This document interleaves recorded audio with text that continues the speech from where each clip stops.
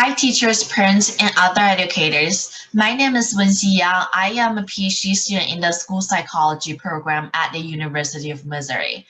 Today, me and my colleague David Trong, who is also a PhD student in the same program, will present on a pressing issue, which is the COVID-19 related school bullying towards Asian students.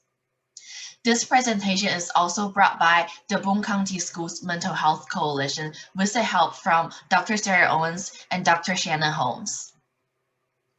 So here is an overview of today's presentation. First, I will talk about an overview of this recent school bullying happening to Asian students, including its prevalence rate, some negative effects, and some definitions and examples. Then we will discuss some preventative strategies that schools and teachers can do to help. And lastly, we will offer some intervention strategies for teachers to do if it happened in your classroom. So first of all, why do we want to talk about it? Here are some numbers and data that we found through a website called Stop AAPI Hate Report.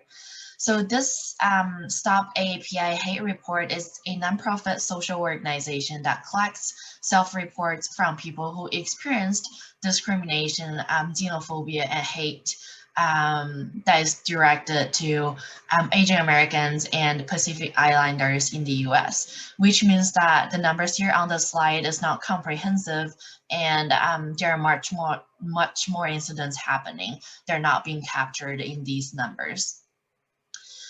But let's take a look at these numbers. So according to this report, from March 2020 to August 2020, which is less than 5 months of data collection, or less than 5 months of reporting, there has been 2,583 incidents reported to this organization.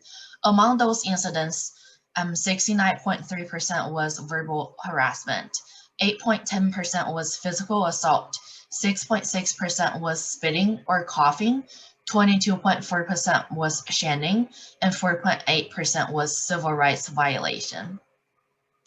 So now let's take a look at some numbers about youth and what's happening in school. So it's the same report organization. It says from March 2020 to July 2020, which is a 4 months reporting period, there has been 341 incidents reported. These 341 incidents makes up to a total of 16% of all the self-reports that's being reported to that organization, which means that 16% of these discrimination happening, it's about youth. It was towards youth in schools.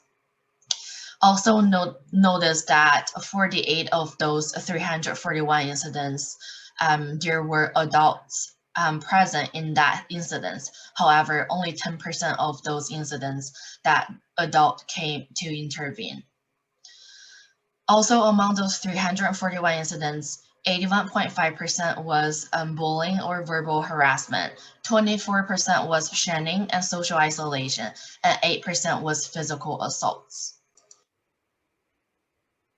So here are just some definitions of social stigma and discrimination. So social stigma is the negative association between a person or a group of people who share certain characteristics and a specific disease. So some examples for that will be people are labeled, stereotyped, discriminated against, treated separately, and or experience loss of status because of a perceived link with a disease. So in the current context, it would be the COVID-19. So social stigma can take in a form of discrimination. And what does it look like right now? It could be people avoiding, rejecting Asian students. It could be getting denied for healthcare or education. It could be verbal abuse, physical violence, or bullying that's happening in school. And how those discrimination and school bullying affects people that we probably are pretty familiar with is that they certainly affects people's mental health, physical health, and also their emotional health. It could create isolation, depression, anxiety, and public embarrassment for those people who are being discriminated or for being stigmatized against. Children who usually experience bullying, they oftentimes experience depression, anxiety, loss of interest in doing things, and also they might have a decreased academic performance.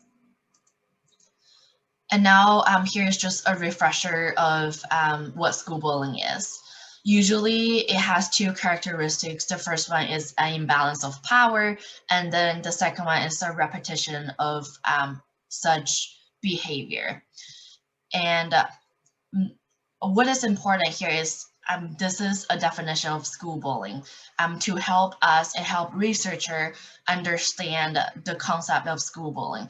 But this should not be used as a criteria for us educators on when we should intervene on such an incident. Oftentimes, when we see bullying, we need to intervene immediately to minimize its negative impacts on students. And what does school bullying looks like right now for Asian students with the context of COVID-19? It could be, it could looks like verbal, social, relational bullying, just people avoiding and rejecting them, a lot of social isolation, verbal harassment, some name calling, physical assault, or being coughed at. Next, I want to talk about some, our role as educators in such, in this difficult time, in this stressful time.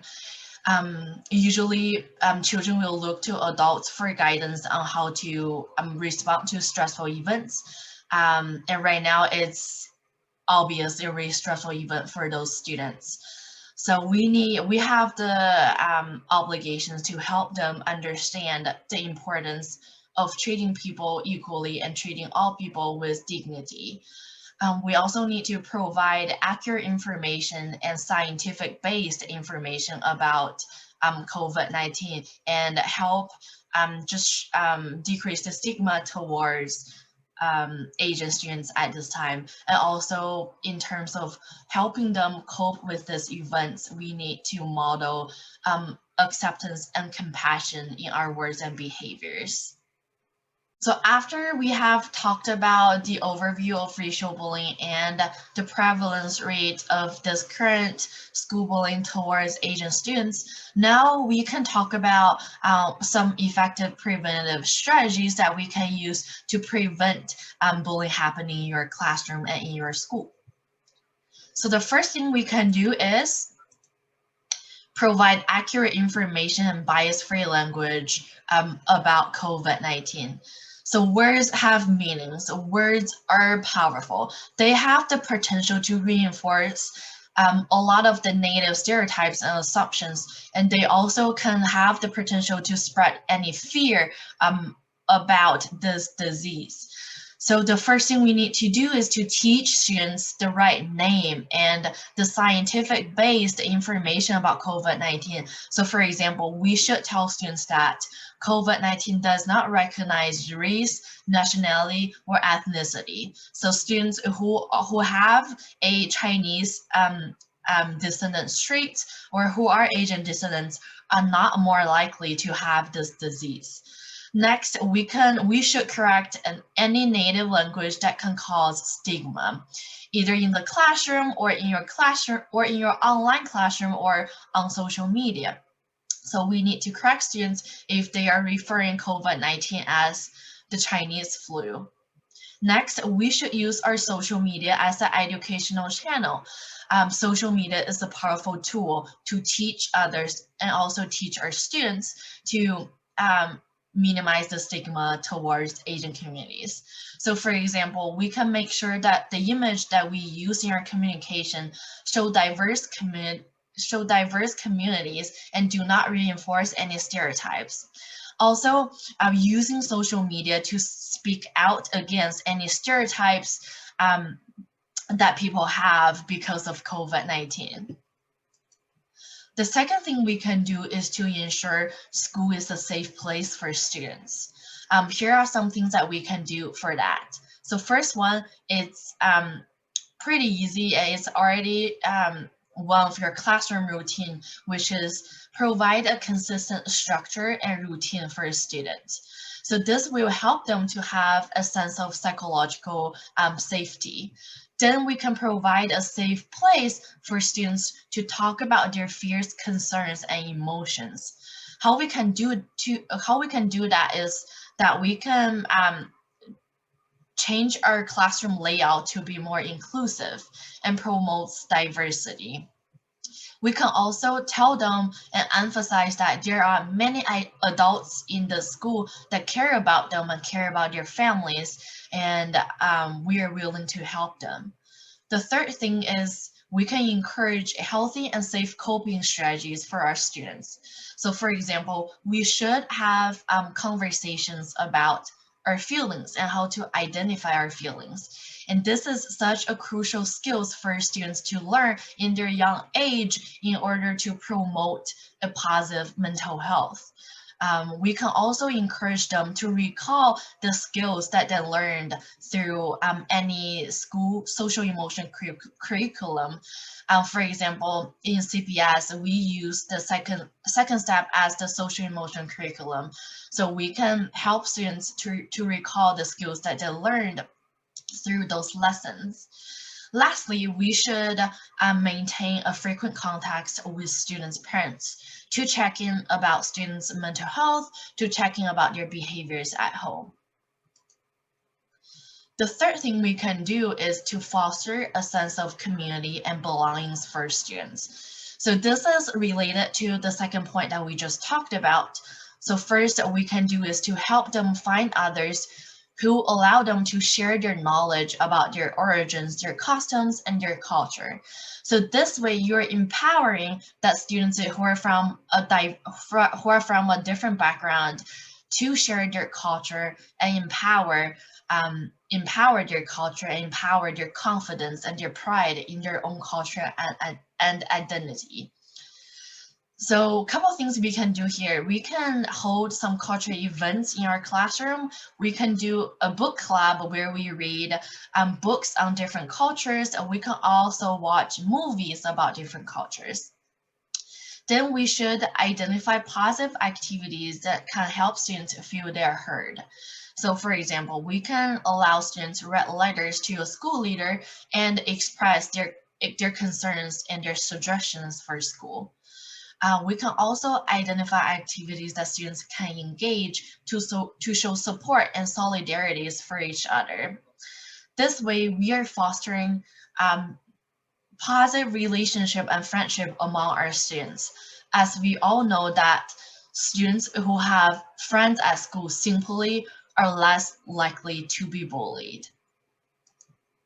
The last thing we can do is to teach students about bullying in our classrooms or in our schools. So here are a couple activities that we can do to teach them about bullying in schools.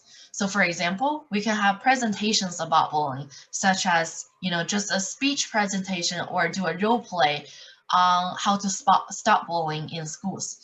This way, we're also teach all the bystanders, who are seeing others being bullied to help in those situations.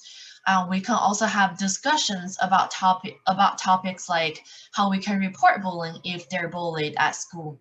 We can also have artistic projects and writing projects to talk about how we can respect each other in schools and talk about the negative impacts of bullying in schools. Thank you so much, Wency, for just a brief introduction and presenting on the preventative strategies that we can take to battle racism-related school bullying. Like Wency said before at the start of our presentation, my name is David. I'm a PhD student with the University of Missouri, currently studying school psychology. And I just wanted to continue our conversation and talk about ways that we can intervene racism-related school bullying. So one of the main reasons why we should do this is because students actually report that teachers are ineffective in both preventing and intervening with bullying. So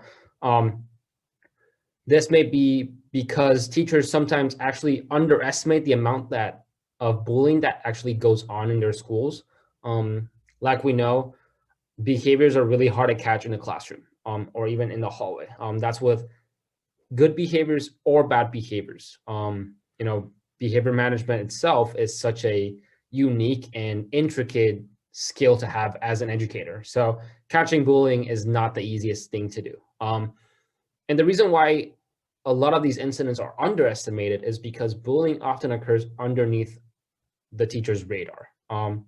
It is impossible for a teacher to monitor 24/7 every second of the day what is happening, what is a student saying in the classroom, without needing to, interrupt their classroom flow, and also without considering the fact that they have a lot of content and curriculum they have to go through while teaching students. So definitely not the teacher's fault for underestimating these incidents, but really just want to highlight that these incidents happen a lot under our radar, and it's important to not only use those preventative strategies that Wency talked about, but when encountering these incidents, how can I, as a teacher or school personnel, intervene in these situations?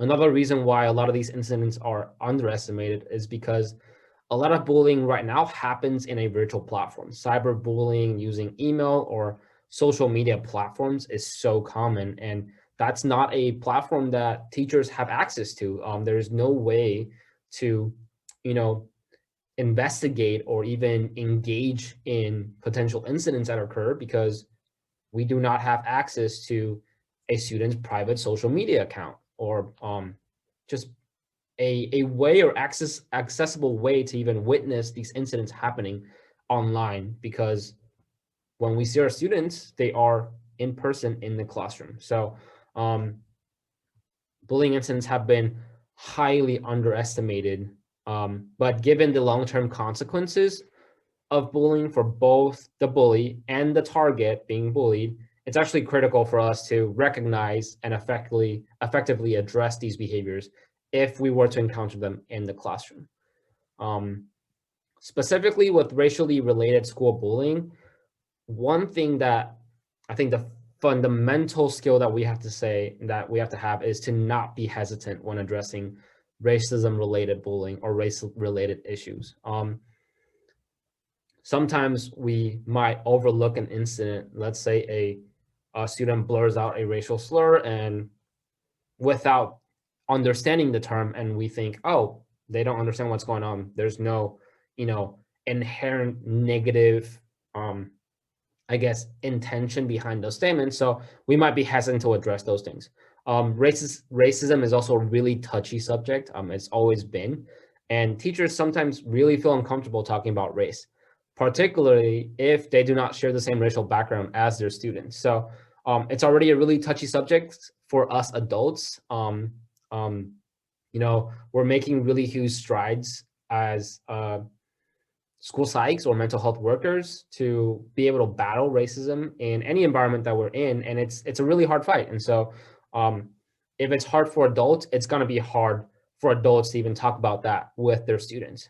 But regardless of that difficulty, it really is important to not hesitate and say, hey, if I hear something, even if I heard something wrong, it's always better to assume the worst in these kinds of situations so that we are catching those incidents early and we're mitigating and actively fighting and combating racism in the classroom, specifically because we're helping students develop not only academic skills, but social emotional skills so that they become better individuals when they leave the school environment and into the workforce as adults, right? So really being the first gatekeeper of saying racism is a no-no is really important.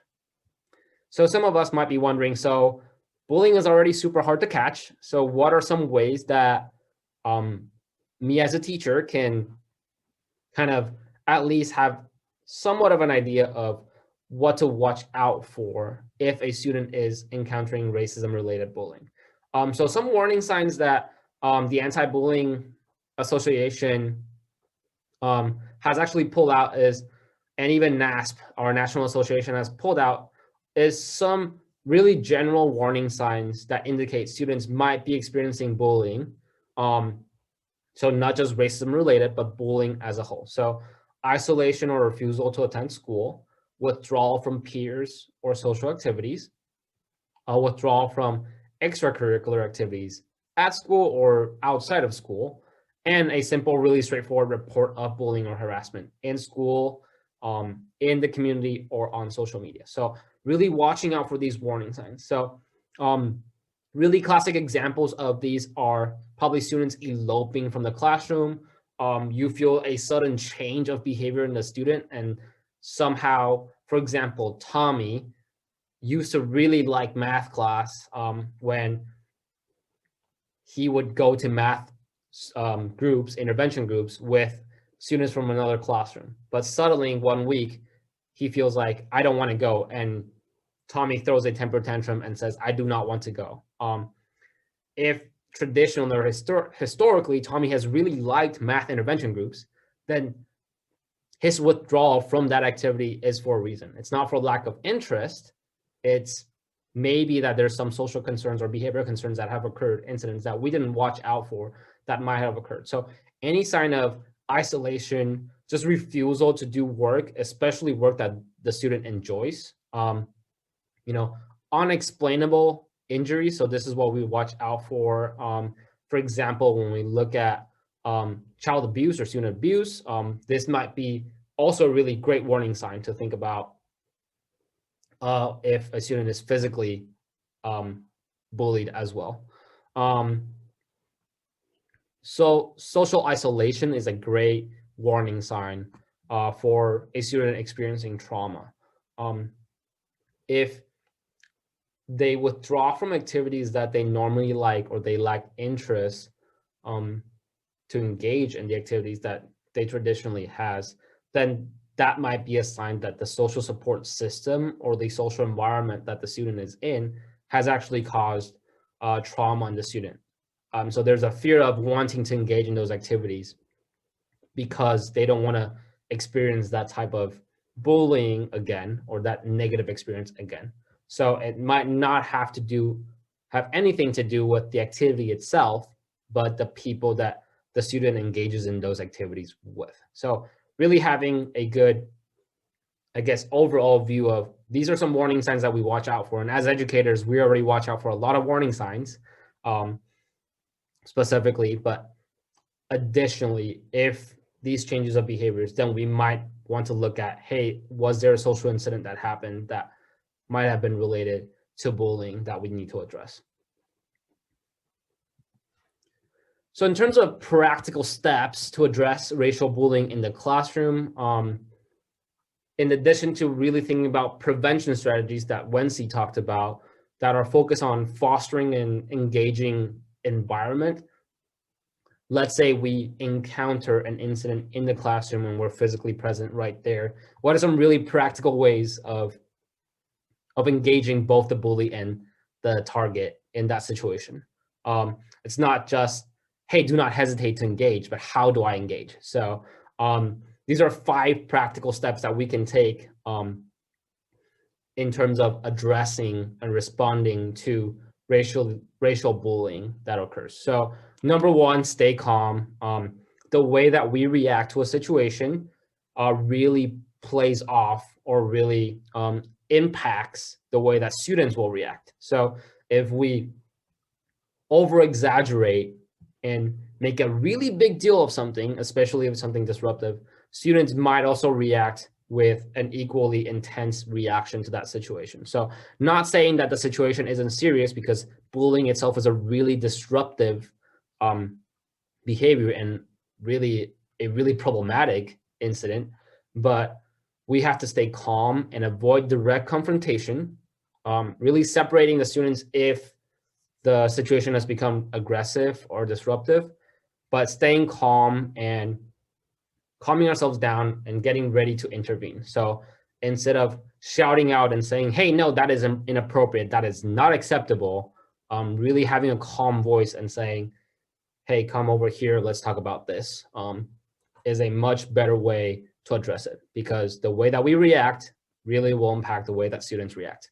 So step 2, getting ready for action. So we have to always address those negative behaviors.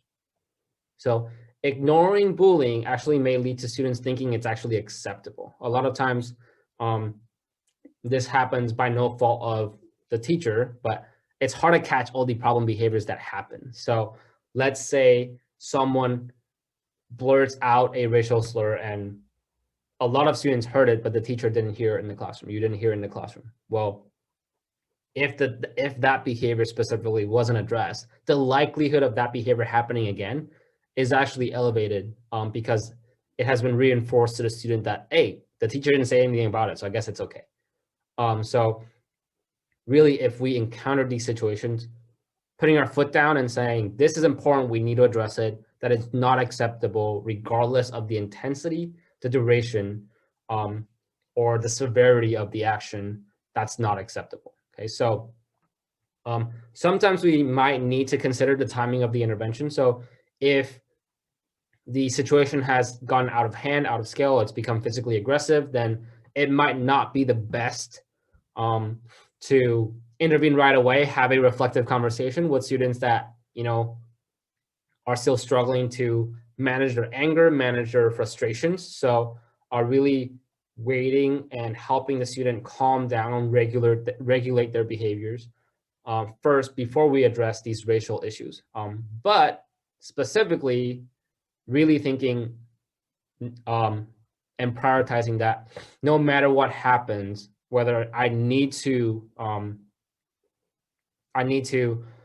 help students regulate behaviors first, separate the students first. We always have to go back and address the racial component of that incident, if that incident is racial. Okay, so some things can and should be addressed immediately. Some things may or can be addressed later on to help the student reflect. This might also be helpful as a part of a side note if we encounter students turning in writing assignments or reflections that may not be targeted to any particular individual, but still carry some racially discriminatory components. Really taking the time and saying like, hey, you wrote something that was kind of troubling to me in your assignment that, was directed towards a certain racial group or minority group. Like, do you have time to talk about it? How do I address it? How can we address those feelings specifically? So really thinking about, okay, how do I get ready? I'm calm, I'm getting ready. How do I intervene? Okay, so number 3, confronting that behavior. So we always don't hesitate. We will make it clear that the behavior is unacceptable, regardless of the severity or intensity. We always have to intervene, even if the student doesn't understand that the behavior is racist. So a lot of times, students, especially at a young age, might blurt out things that they hear and not realize that, wow, that is actually a really, really offensive and discriminatory statement. I've encountered that multiple times as a minority here in the United States, really getting shouted out or being addressed using racially inappropriate terms. And a lot of times it's because those students or those individuals have no idea that that is actually inappropriate. And so sometimes we may be quick to dismiss the bully's need and just treat them as an aggressor. But both the student that was targeted and the bully oftentimes need our help as educators. So oftentimes with these negative behaviors, the bullies themselves also need support. So it's still important that regardless of intention, we address those statements and say like, hey, you probably did not know that that was inappropriate, but now you know, and that was a really great learning opportunity for the student. Number 4 is after you confront the behavior, talk to the student. So really following up on what I just talked about, asking the bully the reason behind the behavior separately. So after you have addressed the situation, separated the students, talking to the bully privately and saying, okay, let's talk about what just happened. why are you having those situations? Why are you having those thoughts? What made you say those things? Really honing in on also understanding that the bully needs help. Specifically with COVID, a lot of the hatred or the anti-Asian, incidents really stem from a fear and a misunderstanding of the pandemic. Um, Frankly speaking, engaging in blaming or externalizing behaviors is a much easier and simple, straightforward way to address those frustrations than critically reflecting on the situation itself. So as educators talking to the bully, offering alternative methods of expressing anger, confusion, or insecurity. So if a student calls out a racial slur to an Asian student because of COVID, really telling them like, hey, I don't think that you're meaning to say that to that person. I think it's really because you're afraid of the pandemic. And that's totally okay because we all have that fear and that insecurity. So using open-ended questions to allow for the student to reflect. So what are some ways or other ways you can voice this frustration? What are some ways that we can, engage in regulatory behaviors without targeting other students to prevent these racially biased or discriminatory incidents from happening. So number 5 is really just considering the effects of racial bullying, helping the students in the reflection process understand that racial bullying is unacceptable and to use the school's social emotional learning curriculum to foster student reflection. So for example, in Columbia Public Schools, where we're at, every elementary school is engaging in the second step social emotional learning curriculum, right? So instead of engaging in these racially discriminatory statements, really thinking, saying, okay, in second step, there are lessons about how to address my anger, how do I voice my frustration, how do I calm down, using these ways to identify our feelings and thoughts and behaviors associated with these feelings will help students really reflect on, okay, was that behavior helpful for that situation or not? So in that way, helping students reflect on that SEL curriculum, but also offering more supports to the student can help prevent future incidents from happening. So you've successfully intervened, but also prevented future incidents from happening through a learning opportunity. So I think these 5 steps are really, really practical and useful and not hard to remember when encountering that difficult situation. And then finally, if you encounter another situation, the last step we can take is to seek external help. So if this is an incident that, you recognize that, wow, this student is experiencing really strong emotional reactions, or you've noticed really significant changes in their behaviors, regardless of it's bullying based or not, it is always great to seek help from school mental health supports that are available. So school psychologists, the school counselor, social workers, problem-solving teams are a great environment where all these people come together and foster ideas to address that situation, to offer support. So being able to bring that up as a concern, because other resources might also help you with improving and increasing behavior management strategies in the classroom on a universal basis, to even engage in more preventative strategies. So it is always a 1 + 1 is greater than 2 situation when we enlist the help of people, when we know that, hey, this is something that is happening in the classroom. So additional help is always encouraged and offered, I think, in a school environment, because we all want our students to do better. We can also suggest community and school resources for mental health or social support services for our students and families who have experienced stigma or discrimination, specifically here for our Asian communities. In Colombia, there are a lot of community resources that can help. So the Newcomer Center, there's a lot of local immigrant community centers that can help our racial minority groups to not only connect to services that they may need in terms of mental health services, but even help introduce them to other families, and creating and fostering a community of their own. So inviting them to become a part of that environment. So cool thing about this year, or kind of unfortunate thing about this year, is that half of the school year was done in a virtual environment. So the steps that I've just talked about, are really useful in an in-person learning environment. But what are some special considerations we can take while we teach our students online? That's actually a really important thing to do now that a lot of our students are still, even though some have returned to in-person learning, some are still learning in a virtual environment. So we can talk about some of these special considerations we can take to help our virtual teachers as well. So how do I address concerns in a virtual classroom? So due to learning occurring on a virtual platform, bullying actually can be hitting in the background or happen in ways that teachers cannot easily intervene. So just like I said before, bullying incidents are already underestimated. This is even harder now when we can't even have access or even physically see our students in the classroom, right?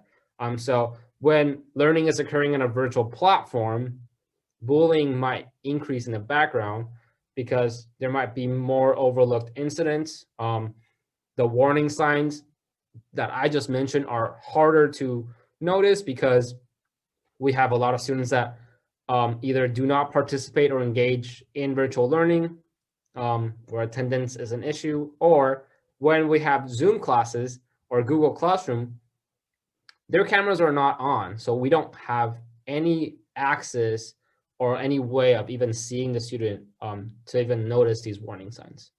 It also limits our access to students who are struggling. So on top of that engagement piece, this is already a really specific and really difficult situation, not only for our students, for our teachers as well. And right, so our access to students is already limited because we can only access them virtually. So obviously these incidents are easier to miss. So things that we can do is really be sensitive to assignments and student engagement. So really thinking about, okay, how can I not lower, but modify my academic expectations of the student to help them first want to come to school first, before addressing incidents that might occur outside of the scope of my control. So the strategies that I will offer in a virtual classroom to address bullying are actually going to primarily focus on preventative strategies and increasing student engagement.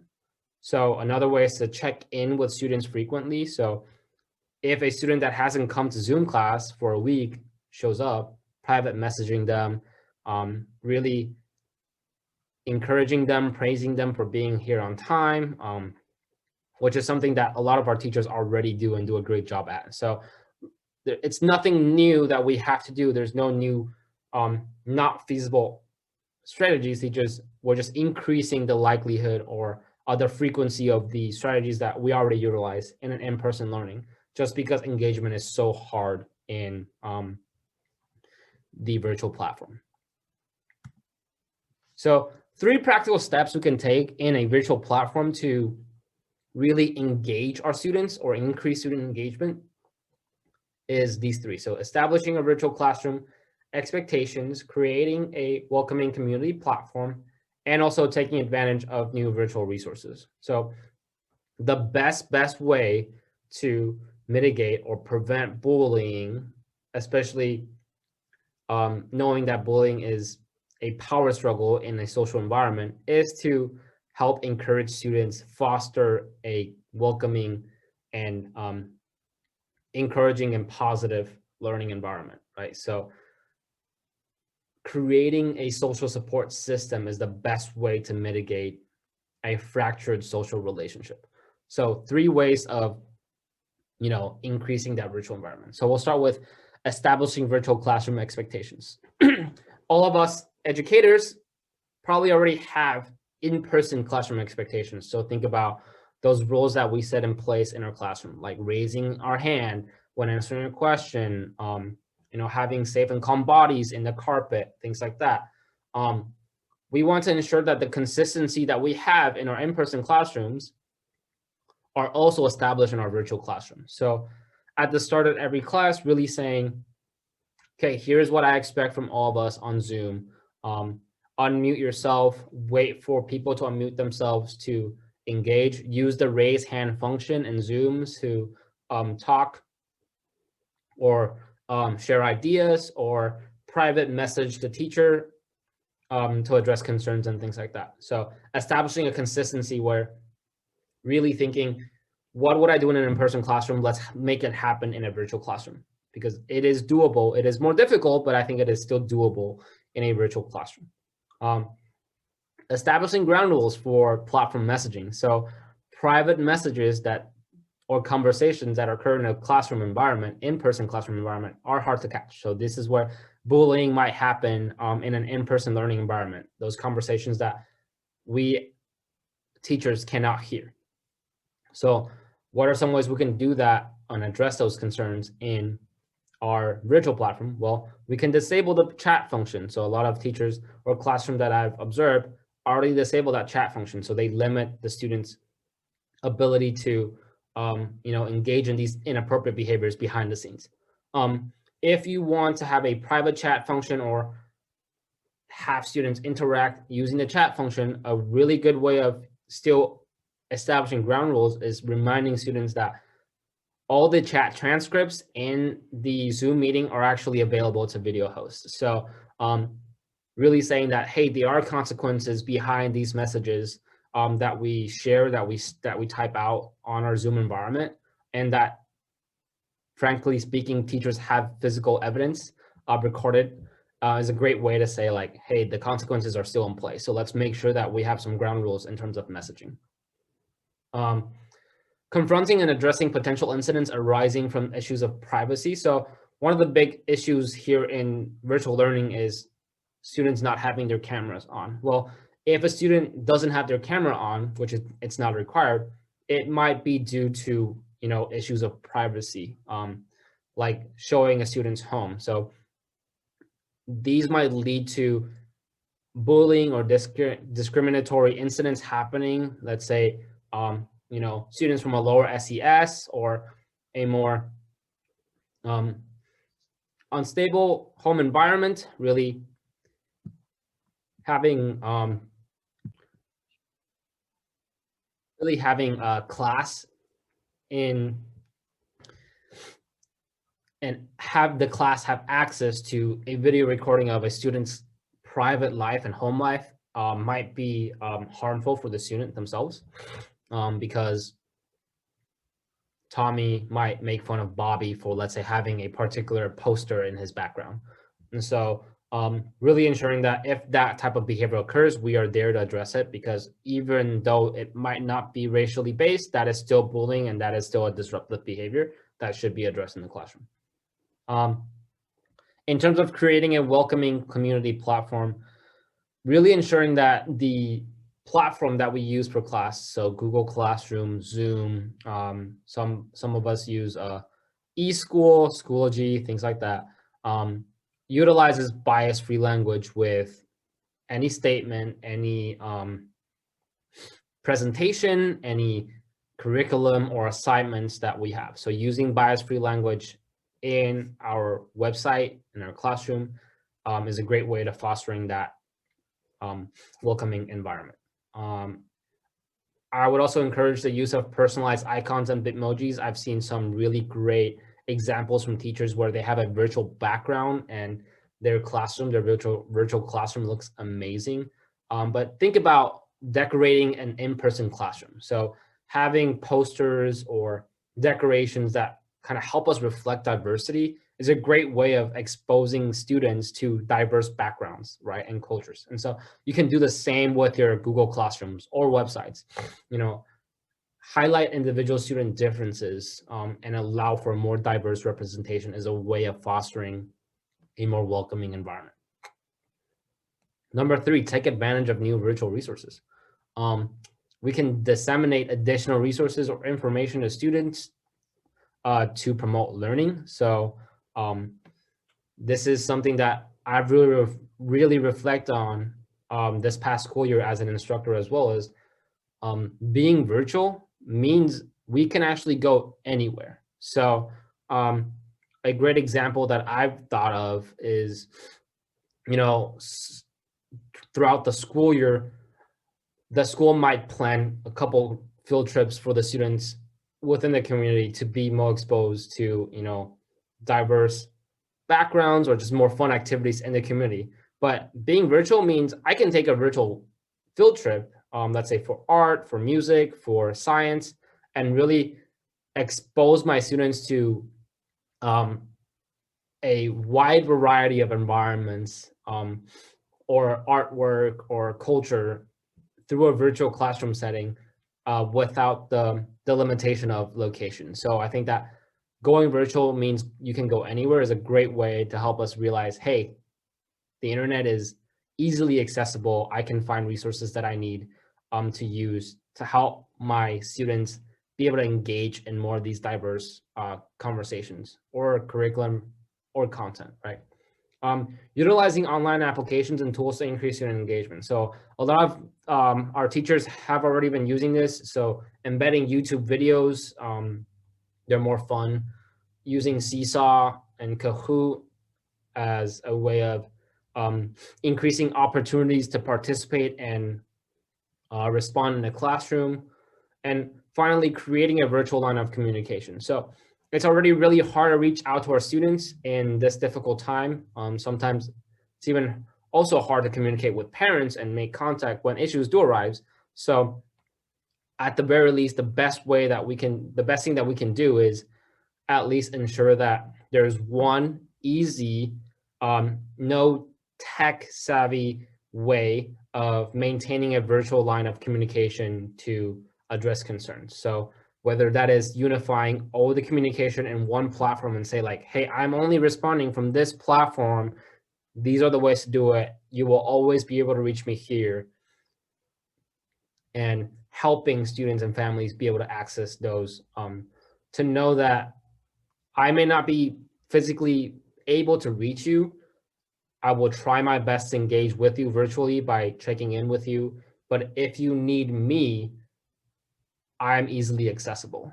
So sometimes we forget about also offering an open avenue or way of letting others communicate us as opposed to us really focusing on increasing that engagement in the front end.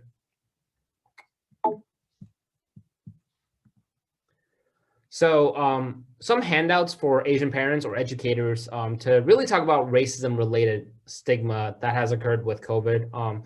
The National Association of School Psychologists, or NASP, has actually created several guidelines or tips for teachers, educators, and parents to actually address social stigma. So all of these are available using these links. The presentation here will be available as well for us to share. So check these out, be able to find these helpful strategies if you encounter these situations. So a lot of this presentation that we presented today were based on these handouts. So a printout of the content can also be found using these 3 handouts right here. So feel free to share with your parents or with each other. And then last but not least, just some references and resources that we found just to ensure that the presentation today actually has support.